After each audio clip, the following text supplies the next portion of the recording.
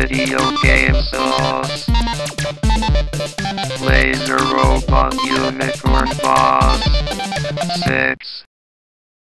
Well, hello everybody, how's it going? I'm Dustin. You're watching Video Game Sauce. Today I'm going to be doing a review of Toejam and Earl. Instead of playing the game while talking, I'm just going to straight up talk about the game afterwards. Toejam and Earl is one of my most favorite Sega games.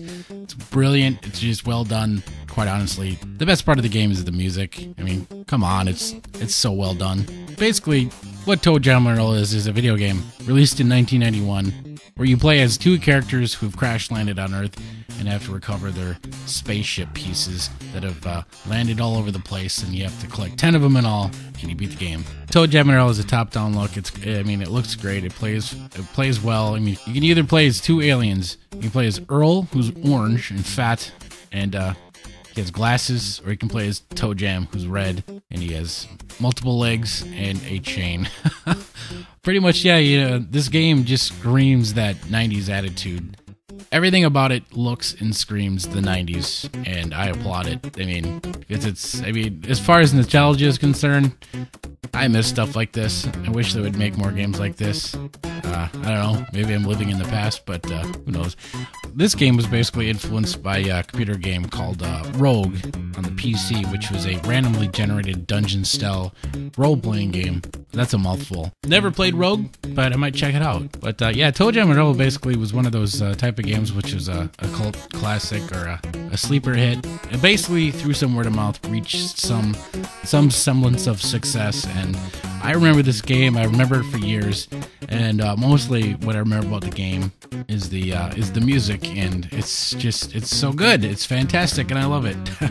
And the theme in itself is just really iconic as far as the Sega Genesis is concerned. Fairly recently, before I started recording this, I looked up on Wikipedia, and I noticed that there was two other Toejam and Earl games, two games which I honestly, shockingly, have never heard of, and it was like Christmas for me. Basically, there was which is Toejam and Earl, Panic on Funketron, which is a lot different from the first game. Basically, it does retain the level music, but instead of a top-down look this time, basically it's a side-scroller, which is not bad, but I guess I wish they would have kept, the style of gameplay the same. Third game was called Toejam and Earl 3 Mission to Earth. That was released on the Xbox. This time it was more like the first game, but of course because it's on Xbox, the graphics were, they look very nice, and it's a 3D environment. Yeah, otherwise, quite honestly, I don't know too much about it. I watched a short video gameplay of it, and shockingly,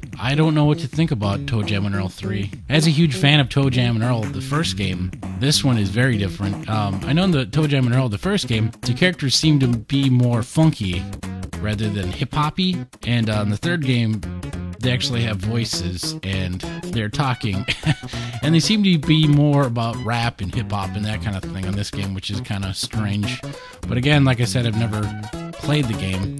I will give it a chance at some point. But anyway, Toejam and Earl was composed by John Baker, who was heavily influenced by Herbie Hancock. And if you haven't heard or don't know who Herbie Hancock is, you probably should if you're a fan of music. Herbie Hancock did a lot of funk and jazz music.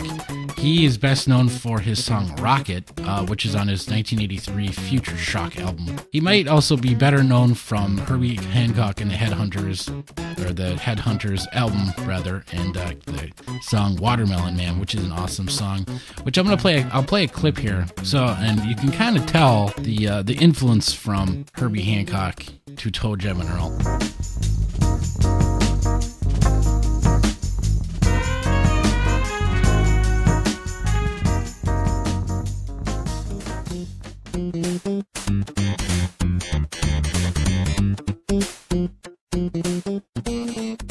So basically, in Toejam and Earl, you run into all kind of enemies.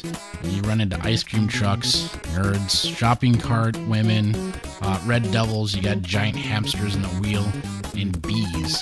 I know there's probably a lot more enemies, but as far as the only ones I've really ran into. Throughout the game, you collect presents, and most of them are completely random. Most of the time, you get super high tops, which will make you run fast. You get the spring shoes, you can jump up and down. Other than that, you'll get a storm cloud. Yeah, it's completely random whether or not these items might help you out. I know at one point I got a rubber raft so I could swim better and not drown and die. But yeah, I mean, basically how the game plays is you take an elevator, you warp to the next spot of this, I guess, destroyed Earth, and the elevator takes you up, you get off, and then you're trying to find the elevator or a ship piece on the level, because the game will tell you if you have to find a ship piece. And if you find the ship piece, you can move along, you go to the next level. And so on and so forth until you collect 10 ship pieces, so you can finally go back to Funketron and do some funky shit. But yeah, I mean, that's pretty much it. That's Toejam and Earl in a nutshell. It's a fantastic game. It's one of my most favorite Sega Genesis games, and I absolutely adore it. And as far as nostalgia, I give it a 10.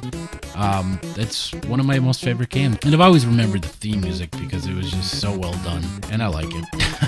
Well, guys, this has been my Toejam and Earl review on the Sega Genesis, and hopefully soon I'll be able to do a review of Toejam and Earl Panic on Funketron, and then maybe Toejam and Earl Mission to Earth.